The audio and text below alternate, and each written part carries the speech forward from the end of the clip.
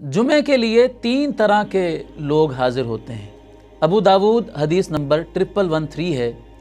حضرت عبداللہ بن عمر بن عاص رضی اللہ عنہ بیان کرتے ہیں کہ اللہ کے رسول صلی اللہ علیہ وسلم نے فرمایا، جمعے کے لیے 3 طرح کے لوگ حاضر ہوتے ہیں۔ پہلا شخص جو خطبہ جمعہ کے دوران لغو کام کرتا ہے، فضول اور بیکار کام کرتا ہے، آپ نے فرمایا کہ اس کا حصہ یہی ہے، جو اس نے فضول کام کیے اس کو انہی کاموں کا صلہ ملتا ہے۔ دوسرا شخص وہ اللہ تعالیٰ سے دعا کرتا ہے، اب اللہ تعالیٰ پر ہے کہ اللہ اس کی دعا کو قبول کرے یا قبول نہ کرے۔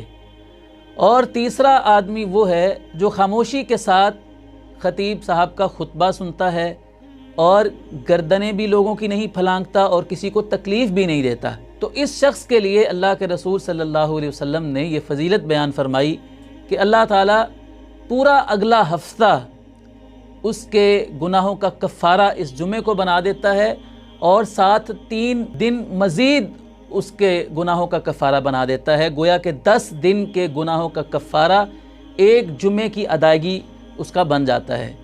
اور آپ علیہ السلام نے پھر یہ آیت کریمہ تلاوت فرمائی کہ من جاء بالحسنۃ فلہ عشر امثالھا، کہ جو بندہ کوئی ایک نیکی کرتا ہے تو اس کی ایک نیکی 10 گنا اللہ تعالیٰ اس کو اجر اس کا بڑھا چڑھا کر عطا فرماتا ہے۔ گویا کہ اس شخص نے خاموشی کے ساتھ ایک جمعہ سنا، لوگوں کی گردنیں نہیں پھلانگی، خطبے کے دوران کسی کو تکلیف نہیں دی، تو اللہ تعالیٰ نے ایک جمعے کی ادائیگی سے اس کے 10 دنوں کے گناہوں کو معاف فرما دیا۔